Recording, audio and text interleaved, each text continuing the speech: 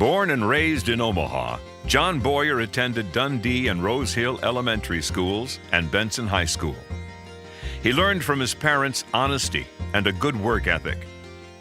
As a boy, John was a newspaper carrier and an Eagle Scout, and worked summers at Camp Cedar's Boy Scout camp. He pursued his interest in business and mathematics, as well as collegiate tennis at Southern Methodist University. During summers, the college student worked in general maintenance for the Omaha Public Power District. I was kind of a skinny guy at that time, and so whenever one of the boilers down at the South Omaha power plant would blow out, they'd wait till it cooled down a little bit, and then we'd open it up, go in, remove the blown out brick, and go back in, and there was only one other guy and myself that would fit through the door. John graduated from SMU in 1966 with a degree in economics. But one thing never changed over these years. He always wanted to be a lawyer. John entered the University of Nebraska College of Law and clerked for the Department of Revenue in Lincoln. In the summers during law school, he worked in the marketing department for the Omaha National Bank. That was a very, very good experience in business for me. It grounded me on a lot of things and the whole economics of how a bank worked, and it was very hands-on because it applied to a lot of the things that I was studying, that had studied in college. In 1969, John graduated from law school and married Lynn Durham. Also that year, he joined Fraser Stryker, starting a long, successful law career. He enlisted in the Nebraska Army National Guard, where he later saw different aspects of the legal profession as captain and staff judge advocate. In his early career at Fraser Stryker, he worked with corporations doing business locally, nationally, and internationally. I started out with a couple of cases that involved some international companies doing business here in Nebraska, and that then evolved into a broad practice of representing a lot of multinational companies, Fortune 500 companies. And at kind of the peak of all of that, I had cases going in about 32 states across the United States. And most of those we were successful in either resolving or litigating administratively, not in courts of law, but administratively. And that made a big change in the way that companies were doing business. John's a big fan of his hometown and proud of its leaders. One of the unique aspects of Omaha that we haven't taken things like that for granted. We always have leaders who are willing to step up and try and continue to make change and aren't afraid to take some risks to make change that they think will improve the environment. And that's been very, very important for business.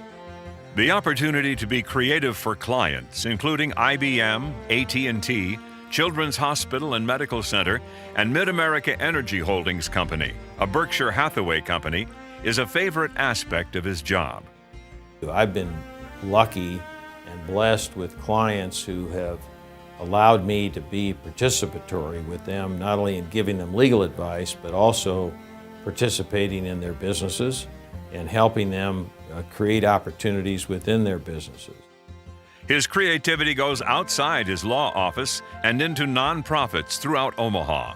That's been part of my enthusiasm and my passion for the practice of law. And I've kind of taken those attributes over to the eleemosynary side and been able to apply some of those traits to help those organizations get a little more creative and think a little bit outside the box and think outside the models that they've maybe had before. President of the Omaha Zoological Society and the Omaha Zoo Foundation, and a volunteer for 30 years, he has participated in many decisions for new exhibits and structures at America's #1 zoo.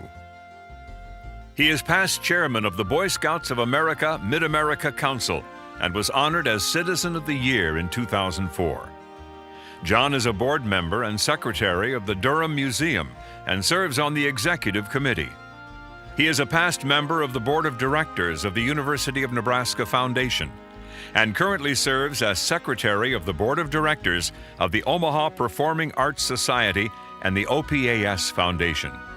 A lot of these organizations that we have in our city have gravitated from being just kind of charitable organizations to really good, truly good business models. And I think that's been a big change in our community, and I think that's led to the success of those organizations. For many years, John served the business community on the board of directors and as general counsel for the Greater Omaha Chamber of Commerce. He was the first attorney elected chairman of the Chamber Board. He took a step away from the usual to help create 2 large format films. As executive director of Lewis & Clark, Great Journey West, To Remember a Great Expedition, and as production executive for Kilimanjaro, To the Roof of Africa, to help preserve that magnificent mountain on film. We did have an opportunity to take some stripped-down helicopters up to 23,000 feet without oxygen and no doors, and that's kind of a thrill. And we'd go up early in the morning and take a look at aerial shots we were going to take and include in the film. The privately funded films were shown in over 200 theaters around the world in about 12 languages. My kids at Christmas gave me a book that says How to Be an Executive Producer. John and Lynn have 2 sons, David and Michael, and 2 grandchildren.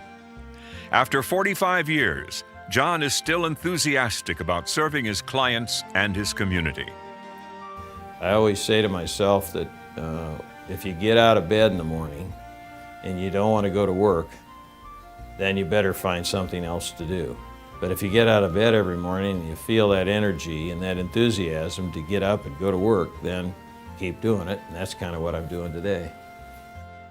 For his contributions to the community for more than 4 decades, for his support of the Omaha business community and his influence in helping companies and nonprofits grow and prosper, we welcome to the Omaha Business Hall of Fame, John K. Boyer.